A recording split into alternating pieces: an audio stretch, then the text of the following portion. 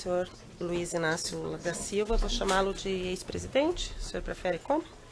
Pode ser ex-presidente? Doutor, se puder falar um pouquinho mais alto, para mim seria bom. Tá.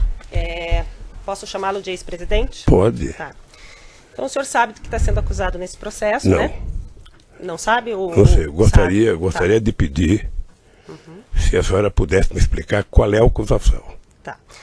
O senhor tem dois conjuntos de acusação. A primeira parte da acusação diz respeito à corrupção, que o senhor teria recebido vantagens indevidas da Odebrecht e da OAS relacionadas aos contratos que eles têm com a Petrobras. E um segundo conjunto de atos que seriam atos de lavagem de dinheiro relacionados à reforma do sítio em benefício ao senhor e à sua família, que foram feitos no primeiro momento pelo Bunline, num segundo momento pela Odebrecht, num terceiro momento pela OAS. Um resumo muito sintético seria isso. Não. Eu imagino que a acusação que pesava sobre mim é que eu era dono de um sítio em Atibaia. Não é Eu isso. Não é isso. Não é isso que acontece. É ser beneficiário de reformas que foram feitas. A acusação passa pela relação do senhor ser dono do sítio, mas a acusação imputada é do senhor ser beneficiário das reformas que foram feitas por essas três pessoas que eu lhe falei. Bunline, Odebrecht e OAS. Mas, doutor, eu só queria perguntar para o meu esclarecimento, porque eu estou disposto a responder toda e qualquer pergunta. Eu sou dono do sítio ou não? Isso o senhor que tem que responder, não eu, doutor, e eu não estou Não, sendo quem tem que interrogada nesse responder é momento. quem me acusou. Doutor, e assim, senhor ex-presidente, esse é um interrogatório, e se o senhor começar nesse tom comigo, a gente vai ter problema. Então, vamos começar de novo. Eu sou a juíza do caso, eu vou fazer as perguntas que eu preciso para que o caso seja esclarecido, para que eu possa sentenciá-lo, ou algum colega possa sentenciá-lo. Então, num primeiro momento, eu quero dizer que o senhor tem todo o direito de ficar em silêncio, mas nesse momento eu conduzo o ato. Mas, doutor, Pela ordem, meritíssima juíza. Nos termos do que dispõe a Constituição e as leis de processo penal, a excelência bem sabe, o interrogatório é o ato em que o acusado exerce a autodefesa. Sim, mas Tem ele que não ter a tem que mais me perguntar absoluta nem me acusar. liberdade para expor os fatos e indagar a respeito do que está sendo acusado. Pela ordem, doutor, que ele Não, demonstrou até agora eu estou me se dirigindo à verdadeira meritíssima deficiência juíza, da não defesa estou técnica e falando não com Vossa informado Excelência, do que estava não abra acontecendo. este diálogo lateral, estou falando com a Eu tenho meritíssima direito de fazer juíza. uma parte, doutor, você não vai me cortar Não, também, vou, não. eu estou me dirigindo ao juízo. Eu vou interromper. Vossa Excelência quer substituir o juízo? Não, o Tá, senhor que eu vou está trabalhando interromper em condição o da áudio audiência, nesse doutor. momento. Se Pois. o senhor não... Eu posso fazer as perguntas ao seu cliente, o senhor orientou ele do que está sendo acusado nesse processo, ele está apto a ser interrogado, ou o senhor precisa sair dessa sala e conversar com ele e ele retornar? Absolutamente não. Eu só quero que ele tenha a liberdade de, nas formas da Constituição e da lei, responder da forma como ele acha adequado. Ele responde respondendo, não fazendo perguntas ao juízo ou à acusação. O senhor se sente Só para apto encerrar? Só a para ser encerrar? interrogado neste momento, o senhor é ex-presidente? Não, eu me sinto apto e me sinto desconfortável. Se o senhor se sente desconfortável, o senhor pode ficar em silêncio, como eu ia dizer. O silêncio do senhor não será usado em prejuízo à sua defesa. Se o senhor quiser responder as perguntas que primeiro eu vou lhe fazer, depois o órgão do Ministério Público e depois as defesas, o senhor pode responder. E quando é que eu posso falar, doutora? O senhor pode falar, o senhor pode responder quando eu perguntar no começo. Mas pelo que eu sei, é meu tempo de falar. Não, é o tempo de responder as minhas perguntas. Eu não vou responder interrogatório nem questionamentos aqui. Tá claro? Está claro que eu não vou ser interrogada? Eu não imaginei que fosse assim, doutora. Eu também não. Como eu sou vítima de uma mentira Eu há muito também não tempo, imaginava. eu imaginei então vamos, que agora... vamos começar com as perguntas. Eu já fiz um resumo da acusação e vou fazer perguntas. O senhor fica em silêncio ou o senhor responde? E o senhor Cristiano Zanin, eu não lhe concedi a palavra, eu vou fazer perguntas.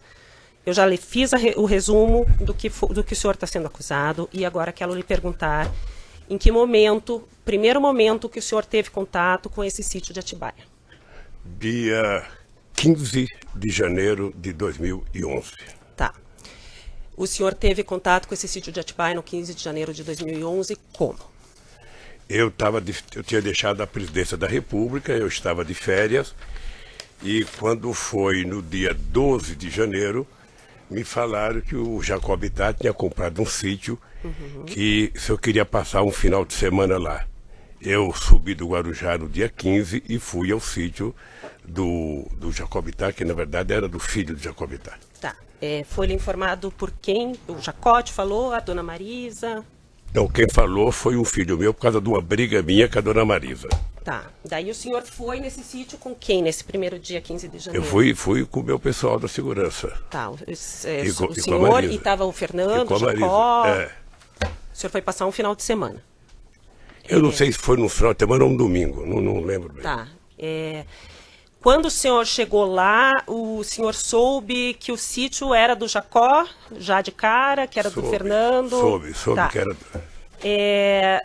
Segundo- Na verdade, eu soube que o Jacobitá tinha doado ao filho dele o dinheiro da poupança dele, o dinheiro sei lá de onde, ou seja, para que o filho pudesse adquirir o sítio. Tá. O senhor passou a frequentar o sítio a partir de então? Passei a frequentar o sítio em 2011, alguns finais de semana, junto com o Jacobitá, junto com o Fernando. Tá. Chegou um momento que o senhor chegou a ficar hospedado lá, porque quando houve a busca e apreensão foram encontrados vários objetos Aí pessoais do senhor e da eu dona... ficava hospedado de final de semana lá. Então, o senhor ia final de semana, mas com mais frequência a partir de um certo momento ou desde 2011? Eu não lembro. Eu acho que 2011 até 27 de outubro eu ia sempre com o Jacobitá, porque nós fazíamos lá, jogávamos buraco, jogávamos mexe-mexe, e o Jacó tinha na nossa companhia, sabe, naquele instante eu acho que era uma relação quase que de irmã.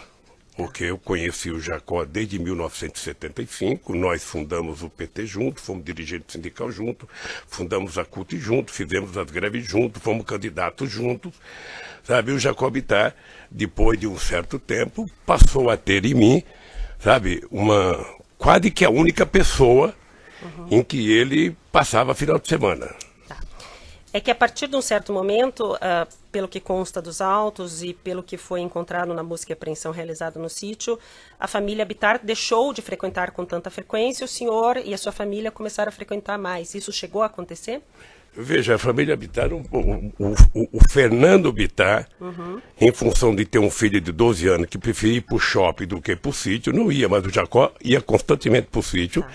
E o problema do Jacó é que ele estava com mal de Parkinson e estava cada vez mais ficando com problema. Mas ele foi muito tempo. Frequentava junto com o senhor e com a quem dona deixou de Marisa. frequentar um pouco mais fui eu por causa do câncer. Depois do dia 27 de outubro, eu tive 2011, 2012, o tempo inteiro, menos possibilidade de ir, e às vezes ia e voltava no mesmo dia por causa da doença. Tá. E o Fernando falou até que o senhor ia na época do tratamento e ficava hospedado de vez em quando, né? Eu ia, mas não ia para dormir porque eu tinha problema de... Tá. De O senhor ia passar o debilidade dia. mesmo. Tá. E aí, depois de um tempo, quando foi feita a busca e apreensão, então o senhor disse que o Jacó ainda frequentava, o Fernando menos por causa do filho adolescente, mas o senhor que ocupava o quarto principal. Quando me dava, eu ocupava. Mas tinha os Isso objetos era uma- pessoais estavam E isso lá. era uma deferência que eu recebia tanto lá na chácara, quanto eu recebia no Palácio da Rainha da Inglaterra, no Palácio da Rainha da Suécia, em vários lugares que eu frequentei, inclusive no Kremlin, sabe? Eu tive o prazer de ser convidado a dormir no Kremlin. Eu não sei o que o Ministério Público viu de absurdo isso.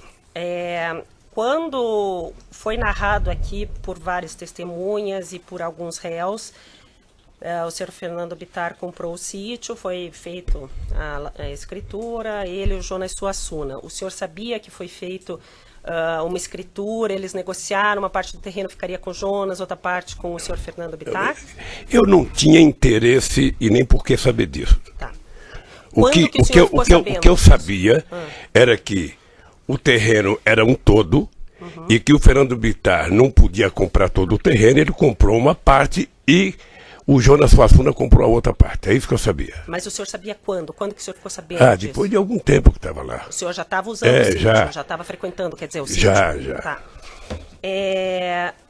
O senhor soube que as primeiras reformas foram feitas no sítio, uma parte pelo senhor Fernando para usar e outra parte a pedido da dona Marisa? Eu nunca...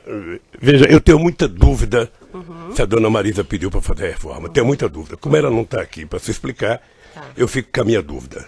Tá. Eu, sinceramente... O senhor Bunlai e o senhor Aurélio, que foram ouvidos essa semana, relataram que eles foram junto com dona Marisa. Agora ficou fácil citar o nome da dona Marisa porque ela morreu. Tá.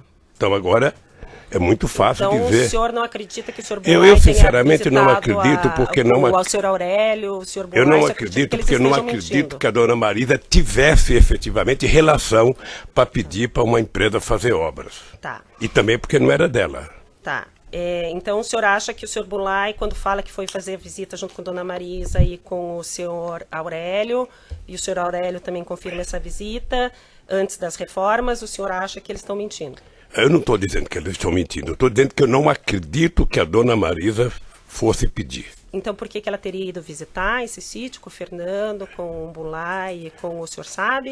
Eu sei porque as pessoas, na verdade, quando compraram o sítio, tomaram uma decisão de que o Lula não poderia saber de nada, que o Lula era contra qualquer ideia, sabe, de comprar qualquer coisa pedindo para ele guardar arquivo, porque eu era contra.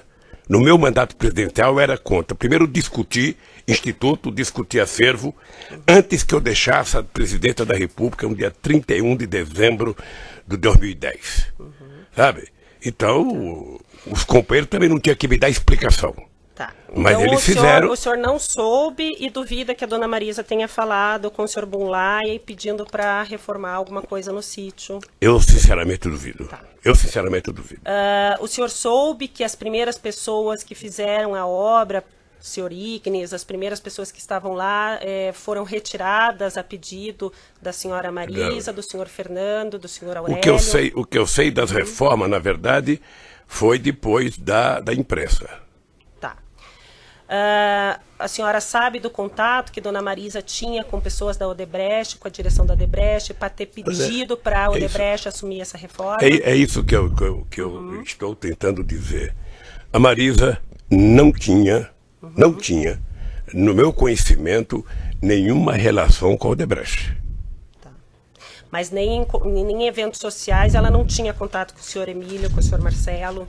Ela participou de jantares, de eventos sociais com o senhor Emílio, o senhor Marcelo? Obviamente que pode ter encontrado num evento qualquer, sabe, público, com essas pessoas, porque ia muitos empresários. Mas ter liberdade para falar com uma pessoa e pedir, eu sinceramente acho que quem citou isso está tentando encontrar uma solução cômoda para uma pessoa que já está morta. As pessoas que relataram esse fato, também o senhor acredita que estão mentindo, que dona Marisa não pediu? Vou dizer, não estou utilizando a palavra mentindo. Tá.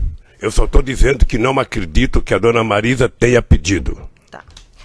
Com relação a parte que foi feita, o senhor já relatou, e eu ia perguntar isso no início do depoimento, ficou um pouco tumultuado, a questão da relação do senhor com a Odebrecht. O senhor concorda em usar o que já foi dito nos outros processos, no processo anterior, que é do apartamento e do... O senhor concorda ou o senhor quer que refaça algumas perguntas? Doutora, eu na verdade gostaria de falar outra vez o que eu já falei aqui para o doutor Moro, numa audiência. Já falei, ou seja, o primeiro processo que eu fui vítima aqui é uma farsa, uma mentira do Ministério Público com PowerPoint. A segunda é outra farsa, sabe? E eu tô pagando esse preço. Tá. Eu vou pagar porque eu sou um homem que crê em Deus, creio na justiça e um dia a verdade vai prevalecer. O que está acontecendo? Tá. Então o senhor quer que eu refaça as perguntas relativas ao... aproximação que a diretoria da Odebrecht tinha com o senhor. É isso? Para o senhor poder falar de novo? Pode fazer. Então, consta que o senhor Emílio Odebrecht foi ouvido nessa ação penal, que ele tinha, antes mesmo do senhor assumir o primeiro governo, contatos, em razão da empresa dele ser uma grande empreiteira, em especial pelo compromisso que o senhor teria assumido com relação à política da petroquímica da Braskem, que seria interesse da Odebrecht. e que várias vezes ele conversou com o senhor, várias vezes houve a sugestão pelos dirigentes de Petrobras para que fosse reestatizado essa parte, esse setor da economia, e que ele sempre foi conversar com o senhor sempre garantiu a continuidade da empresa dele nesse sentido. O senhor confirma essas conversas com o senhor Emílio, essa questão, doutora, da Braskem? Eu talvez tenha sido, na história do Brasil, o presidente que mais conversou com empresários. Talvez o único presidente da República eleito com programas em cada eleição que eu disputava. E esse programa de governo era feito ouvindo desde os mais simples trabalhadores aos mais importantes empresários, passando pela Febraban, representando o sistema financeiro, passando pelo sucro alcooleiro, passando pela indústria de óleo e gás. Eu, quando construía um programa de governo, eu construí um programa de governo para o Brasil e não para mim. E o Emílio Odebrecht e outros empresários participaram muito de discussão, sabe, sobre o futuro do Brasil, sobre a construção. E eu tinha um pensamento sobre a indústria petroquímica. Porque a Petrobras, diferentemente do que algumas pessoas falam, não é uma empresa estatal. A Petrobras é uma empresa, sabe, pública de economia mista, com ações na Bolsa de Nova York e com acionistas minoritários. E eu não tinha nenhum interesse que fosse estatizado qualquer coisa. Eu tinha interesse que tudo fosse transformado, sabe, numa atividade de empresas públicas e que deveria participar Petrobras, empresas privadas, Banco do Brasil, empresas privadas, tudo. Eu achava que tinha que ser uma mistura da atividade econômica para a gente fazer esse país voltar a crescer. Mas como o ideal era tentar mostrar que a empresa Petrobras era pública e que o Lula mandava na Petrobras, sabe, se criou um monstrengo de dizer... Mas eu nem perguntei da Petrobras, eu perguntei especificamente das conversas que o senhor Emílio disse que teve com o senhor a respeito do medo que ele tinha que a petroquímica Braskem fosse estatizada. Eu tive com ele e com todos os empresários brasileiros, inclusive todos eles participavam do Fórum Econômico do Conselho Econômico e Social que eu criei, onde participavam os maiores empresários do Brasil, e nós discutíamos desde política tributária, a política social, a política de investimento, a política externa. Tá. Sim, é por isso que o meu governo passou a ser... conversou com o senhor Emílio algumas vezes sobre essa questão da Braskem ou não conversou? Não era da minha alçada conversar. Tá. Ou seja, qualquer assunto específico de conversa com quem quer que seja, ou a pessoa conversava com o ministro da área, ou a pessoa conversava com a empresa fins. Tá. Então o senhor não conversou e não garantiu nada ao senhor Emílio em nenhum momento?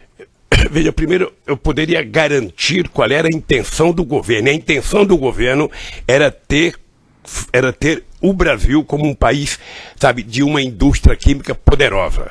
O Brasil é um país de 200 milhões de habitantes, o Brasil compra até bacia de lavar os pés, importa porque não tinha uma indústria química forte. Eu era favorável e defendia que o Brasil tivesse uma indústria petroquímica muito forte. E a Braskem... Eu só queria que o senhor respondesse sim, não. É porque não é só assim, doutora. Lamentavelmente não é só assim, sim ou não. A defesa gostaria de ter a palavra. Eu acabei de dizer que eu conversei muito com a Braskem. Mas especificamente sobre esse assunto, o senhor conversou ou não conversou? Devo ter conversado na discussão do programa do governo. E o senhor garantiu alguma posição para o senhor Emílio? É possível garantir. Tá. É possível garantir que o governo brasileiro ia ser um governo democrático, plural, e que as empresas iriam ter o direito de participar das coisas feitas no governo. Tá. Com relação aos diretores da Petrobras, já foi feita a pergunta, mas como o senhor quer de novo falar sobre o assunto, volto a perguntar.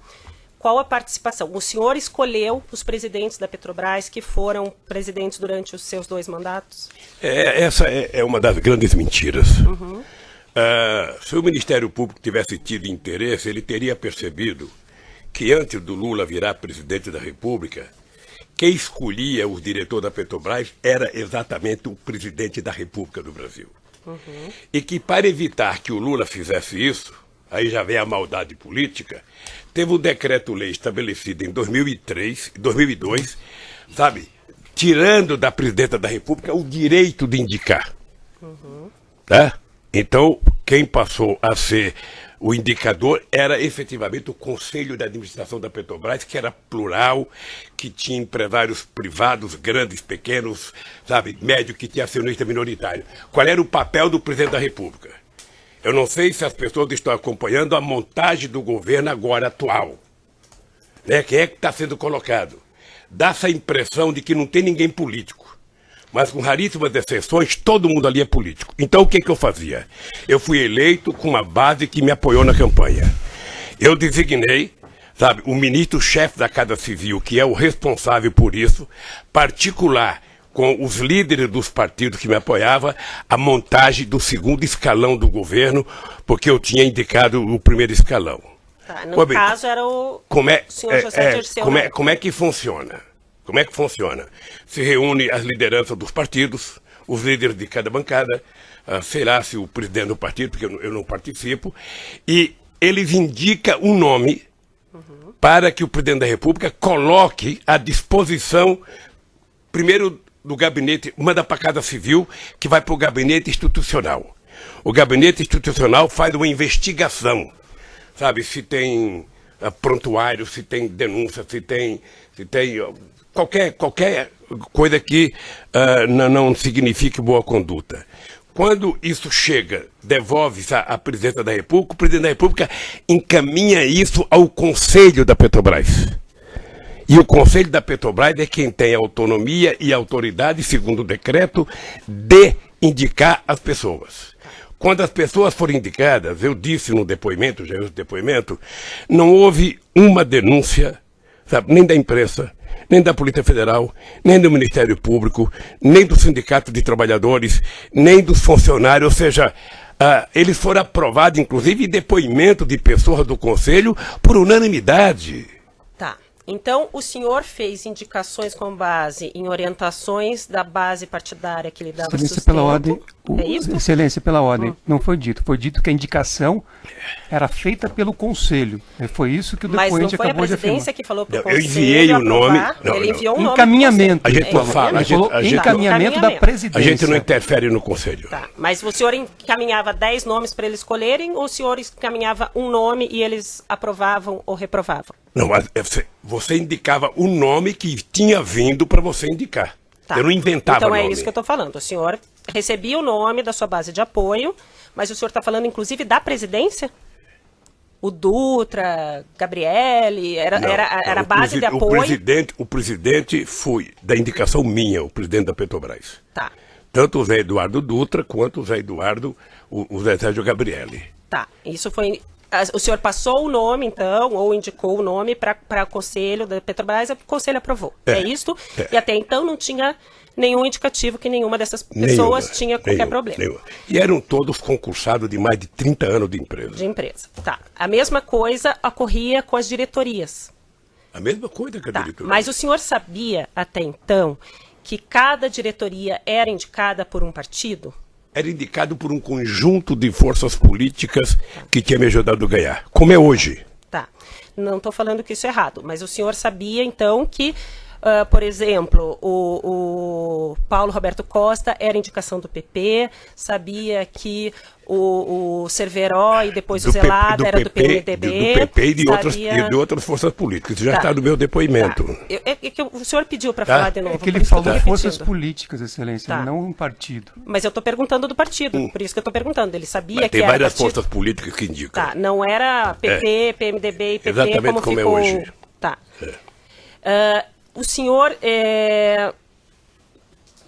Então, com essas forças políticas, lhe indicaram o nome do Paulo Roberto Costa, lhe indicaram o nome do Cerveró, lhe indicaram o nome do... Me deu até... Do Duque. Do Duque. E o senhor encaminhou para o Conselho e eles aprovaram. É isso. Sei mesmo. Houve algum pedido de políticos para o senhor trocar diretores da Petrobras? Não. O senhor nunca recebeu pedido de político dizendo assim, esse diretor está me dando problema, a gente precisa, o nosso partido está tendo problema com esse. O senhor nunca recebeu? Nunca. O senhor foi repassado pelo chefe da Casa Civil na época, ou no segundo momento pela senhora Dilma alguma informação de que algum diretor estava dando problema com a sua base de apoio? Não. Aquele fato narrado aqui na denúncia de que houve, antes da indicação do Paulo Roberto Costa para a diretoria da Petrobras, uma obstrução na Câmara dos Deputados, o senhor tomou conhecimento, sabe falar alguma coisa a respeito, ou quer repetir alguma coisa a respeito disso? Deixa eu dizer uma coisa, doutora, é que a pessoa que contou esse fato não merece, da minha parte, meio centímetro de respeito. Porque se tivesse acontecido um bloqueio de votação na Câmara, o governo tinha um coordenador político, que era ministro, que mantinha relação com a Câmara. Esse coordenador político tinha contato com todos os líderes partidários. Além disso, o governo tinha, naquela ocasião, a presidência da Câmara. Além disso, o presidente tem o líder do governo dentro do Congresso Nacional. É muito sistemático que eu nunca tenha ouvido falar de que houve obstrução para aprovar o nome. Então, o senhor nunca foram para o senhor falando que teve problema e que estavam obstruindo votações na Câmara? Eu, graças a Deus, nunca tive obstrução no Congresso por nenhum projeto. Segundo consta aqui na denúncia, dentre as várias reuniões que constam na sua agenda com o senhor Emílio Odebrecht, há uma reunião no dia 30, no penúltimo dia do governo do senhor, 30 de dezembro de 2010, que o senhor teve uma reunião com o senhor Emílio. O senhor confirma essa reunião? Não teve reunião, doutor. Tá, mas está na sua agenda. Não teve reunião. Fui eu que contei que houve uma conversa. O Emílio pediu para ir ao Palácio para que ele pudesse apresentar o Marcelo à presidenta Dilma. Foi isso. Eu estava na Bahia, regressei da Bahia, que eu estava inaugurando um programa votacional, e o Emílio esteve no Palácio por volta de 5 horas, quase, já era final, já era véspera da posse da Dilma, tinha poucos minutos para qualquer contato político. A conversa foi muito rápida, sabe? Mas não foi uma reunião em que você senta numa mesa e conversa e discuta até um assunto. Dentre os documentos juntados no processo pela defesa entregues ao Ministério Público pela defesa dos executivos da Odebrecht, consta uma pauta que o senhor Marcelo teria passado ao pai de assuntos a serem tratados com o senhor. Isso já foi te perguntado, né? Já foi perguntado para o senhor antes, mas dentre os assuntos estava sítio 15/1, que é a data que o senhor disse que conheceu o sítio, né? Coincidentemente, a data que o senhor disse que conheceu o sítio estava nesse e-mail que o senhor Marcelo mandou para o pai para conversar com o senhor nesse dia 30.